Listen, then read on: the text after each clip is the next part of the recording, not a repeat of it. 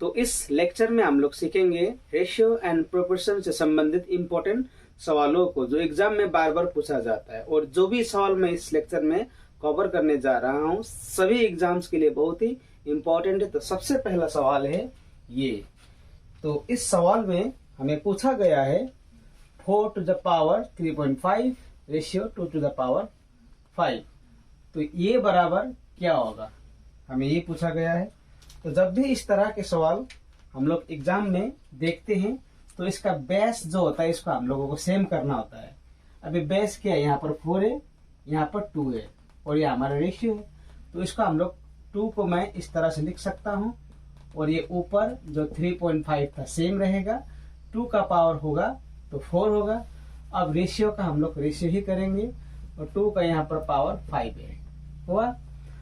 अब ये 2 और ये जो पावर है ये मल्टीप्लाई होगा तो 7 बन जाएगा, क्योंकि 3.5 टू जा 7 होगा। रेशियो यहाँ पर होगा 2 का पावर 5। अब यहाँ पर ये हुआ। तो जब भी बेस हम लोगों का 1 होगा तो जो इसका पावर जो है वो हमारा क्या होगा, थोड़ा देखना पड़ेगा। मल्टीप्लाई है तो पावर हमेशा 8 होगा, अगर डिवीजन है तो पावर हमेशा माइनस होगा। तो जो रेशियो है, रेशियो मतलब क्या होता है, डिवीजन होता है। तो इसका मतलब होता है 2/7 2/5। अगर हम लोग इसको ब्रेक करते हैं तो ये भाग हो गया। तो भाग में क्या होता है, पावर हमेशा घटता है। तो 2 सेम रहेगा, 7 घटाओ 5 तो क्या आया, 7 से 5 घटेगा तो 2 और 2 का पावर कितना हो गया यहाँ पर 4। तो हमारा आंसर हुआ 4। ध्यान रहे जब भी रेशियो होता है और बेस वहां पर हम लोगों का सेम होता है तो पावर को हमें घटाना होता है, क्योंकि रेशियो का मतलब होता है भाग। रेशियो का मतलब होता है भाग और मैंने यहाँ पर अभी लिखा मल्टीप्लाई अगर है तो पावर प्लस होगा, अगर डिवीजन है तो पावर हमारा क्या होगा, माइनस। जैसे कि यहाँ पर मैं एग्जांपल में देना चाहूंगा 2 का पावर 4 है इंटू 2 का पावर 6 है। सपोज ऐसा होता। अब इस सवाल में तो केस क्या है, डिवीजन का केस है, इसीलिए हम लोगों ने पावर को माइनस किया।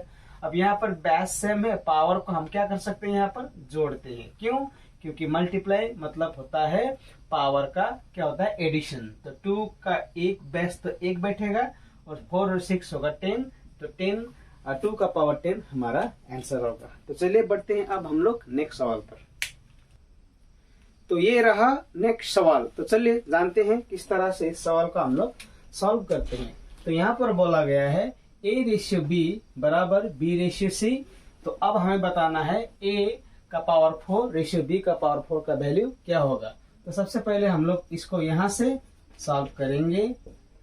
तो ये जो अभी मैंने यहाँ पर इससे पहले डिस्कस किया था कि रेशियो मतलब होता है भाग। तो A/B होता है इज इक्वल टू B/C। तो इसको अगर हम लोग क्रॉस मल्टीप्लाई करेंगे तो AC बराबर होगा यहाँ पर B स्क्वायर, क्योंकि B और B को हम लोग मल्टीप्लाई करते हैं तो B स्क्वायर हो जाता है।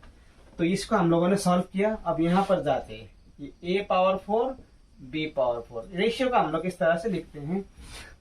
चलिए तो अब हम लोग A पावर 4 सेम रखते हैं और यहाँ पर B का स्क्वायर हम लोग कर देते हैं, क्योंकि अगर हम लोग इसको करेंगे 2 to the पावर 4। अब इसको मैंने इसे क्यों किया, क्योंकि B स्क्वायर का वैल्यू है AC, B स्क्वायर का वैल्यू है AC। तो इसके जगह में मैं AC को रख सकता हूँ, AC रख दिया। अब यहाँ पर हम लोगों का है स्क्वायर। B स्क्वायर का वैल्यू क्या होता है, AC। तो B स्क्वायर की जगह में मैंने AC रख दिया और स्क्वायर बाहर का ऑलरेडी है। अब यहाँ पर क्या होगा, अब यहाँ पर होगा A का पावर 4। A का पावर 4 को भी मैं इस तरह से स्क्वायर कर देता हूँ। अब यहाँ पर हो गया मेरा A स्क्वायर, यहाँ पर C स्क्वायर। अब यहाँ पर क्या होगा, A स्क्वायर C स्क्वायर कर दिया। तो अगर मैं यहाँ पर मैं A स्क्वायर को मैं काट देता हूँ तो मेरा बन जाता है यहाँ पर अभी, यहाँ पर अब ये A स्क्वायर कट गया। तो यहाँ पर अब क्या बचा है, यहाँ पर है अभी हमारा, क्योंकि यहाँ पर A स्क्वायर जो है ये 2 था तो A स्क्वायर बचा है, नीचे क्या बचा है, नीचे बचा है C स्क्वायर। तो इसको हम लोग इस तरह से लिख सकते हैं A square ratio C square. तो हमारा आंसर हुआ A square ratio C square. तो इसको हम लोग इस तरह से करते हैं। ये क्वेश्चन WBCS एग्जाम में पूछा गया था, इसीलिए मैंने इस सवाल को लिया है। तो चलिए अब बढ़ते हैं नेक्स्ट सवाल पर। तो इस सवाल में हम लोगों को पूछा गया है थर्ड प्रोपोर्शनल निकालने के लिए। थर्ड प्रोपोर्शनल हमें यहाँ पर निकालने के लिए बोला गया है कि तीसरा समानुपात क्या होगा। Find the third proportional to 9 and 12। 9 और 12 का तीसरा समानुपात क्या होगा। तो इस तरह के सवाल का हम लोग करते हैं 9:12 प्रोपोर्शन 12:x। इस तरह से हम लोग लिख सकते हैं, क्योंकि 9 और 12 दिया हुआ है, तो 9 and 12 फर्स्ट केस में, और ये प्रोपोर्शनल है, और इसमें हम लोगों का 12:x, क्योंकि 12 को 2 बार लेना होता है।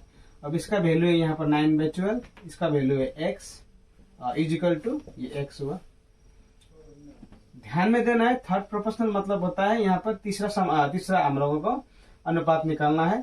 तो 9:12 प्रोपोर्शनल 12:x। ऐसा लिखने का जरूरत नहीं है एग्जाम में, अगर आपको समझ में आता है तो डायरेक्ट इस तरह से आप लिख सकते हो।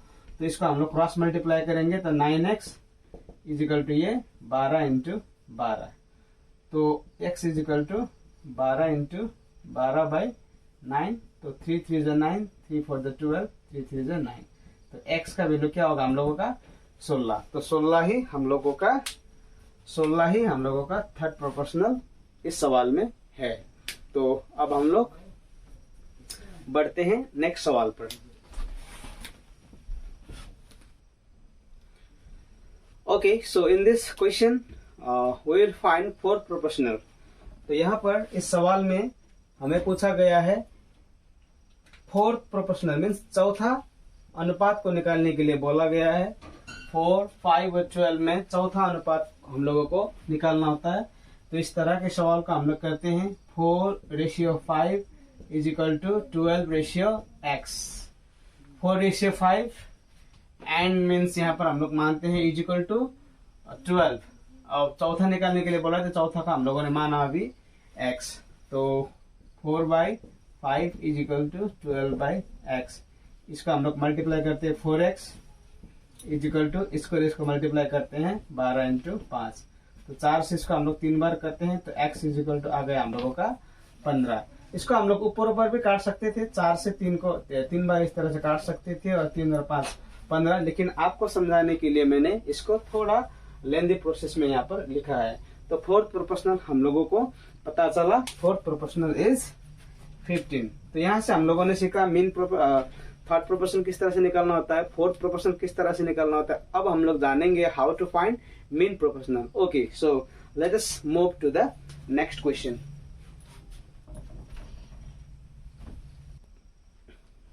Okay, so in this question we will find mean proportional.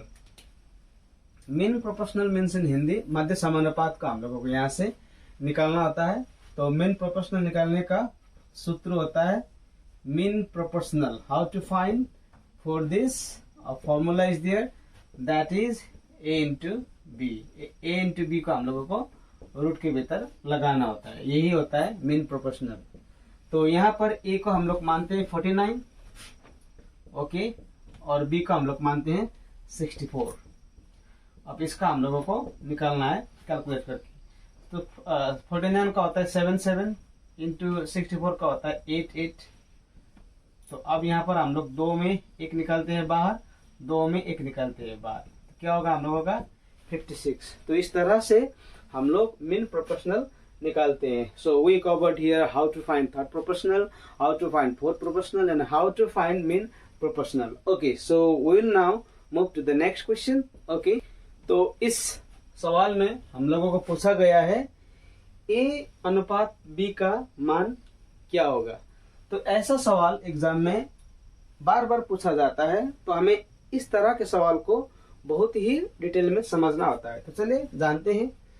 तो इसमें किस तरह से करते हैं, यहाँ पर हम लोग 1 मान सकते हैं, क्योंकि 5/1 का वैल्यू भी 5 ही होता है। तो अब इसको हम लोग क्रॉस मल्टीप्लाई करेंगे। तो क्रॉस मल्टीप्लाई करेंगे तो 3a 1 = 3a, 5b 1 = 5b is equal to 5 3 = 15a minus 5 5 = 25b। अब a और ए दोनों को एक साइड में लेते हैं, इसको इधर लाते हैं तो 3a। अब यहाँ पर कुछ नहीं है, दैट मीन्स यहाँ पर प्लस है तो ये इधर आएगा तो माइनस होगा। ये तो मालूम होगा क्योंकि यहाँ पर प्लस है तो माइनस होगा, अगर माइनस है तो प्लस होगा। तो अब इसी तरह हम लोगों को बी एक तरफ करना होता है तो -25 बी ऑलरेडी यहाँ पर है तो ये प्लस है, ये इधर जाएगा तो ये भी -5 भी होगा। अब इसमें ये घटेगा क्योंकि ये माइनस है प्लस है तो यहाँ पर हो जाएगा हम लोगों का 12 -12 है, और ये माइनस है ये माइनस है तो माइनस माइनस प्लस होगा तो ये हुआ हम लोगों का 30b। अब यहाँ पर माइनस क्यों बैठा है क्योंकि 15 बड़ा संख्या है तो बड़ा संख्या जो है उसी का साइन बैठेगा, ये प्लस प्लस तो गया। अब यहाँ पर a बाय यहाँ पर हम लोग b लिख सकते हैं और 30 बाय यहाँ पर हम 2 लिख सकते हैं। इसको कितना बार जाएगा, 6 से 5 बार जाएगा, 6 से 2 बार जाएगा। तो a और b का रेशियो का वैल्यू क्या हुआ, a और b का रेशियो का वैल्यू यहाँ पर हुआ हम लोगों का a का वैल्यू 5, b का वैल्यू 2, तो हम लोग यहाँ पर 5:2 लिख सकते हैं। तो इस तरह से हम लोग इस तरह के सवाल को सॉल्व करते हैं। तो ये सवाल एग्जाम में हर बार पूछा जाता है, तो इसी तरह के सवाल को हम लोग आज के इस लेक्चर में डिस्कस करेंगे जो बार बार एग्जाम में पूछा जाता है। तो सबसे पहला सवाल है ये, what number has to be added to each term of 3:5 to make the ratio 5:6। तो यहाँ पर पूछा गया है कि 3:5 में ऐसा कौन सा संख्या है अगर हम लोग यहाँ पर जोड़ते हैं तो वो आंसर बन जाता है हमारा 5:6। तो ऑप्शन है 6, 7, 12, 13। 3:5 में इनमें से कौन सा ऑप्शन है अगर यहाँ पर हम लोग जोड़ते हैं तो बन जाता है 5:6। तो यहाँ पर सीधा सीधा हम लोग देखते हैं, 3 में अगर हम लोग 7 जोड़ते हैं तो कितना हो जाता है, यहाँ पर बन जाता है 10। 5 में अगर हम लोग 7 जोड़ते हैं तो ये बन जाता है 12, 2 पंचे 10, 2 छके 12। आंसर हुआ हम लोगों का 7। तो इस तरह के सवाल का हम लोग इस तरह से कर सकते हैं, लेकिन थोड़ा कंसेप्ट को समझने के लिए हम लोगों को क्या करना होता है, 3x by 5x plus 7 plus 7 is equal to 5/6। तो इसको हम लोग समाधान करेंगे तो भी हम लोगों का आंसर 7 ही आएगा। लेकिन एग्जाम में हम लोगों को शॉर्टली इसी तरह से फॉलो करना होता है, कोई भी ऑप्शन उठाना है, यहाँ पर एक एक ऑप्शन करके चेक करना है, चेक करने के बाद हम लोगों को काटना है। तो ये सवाल का हम लोगों ने इस तरह से किया।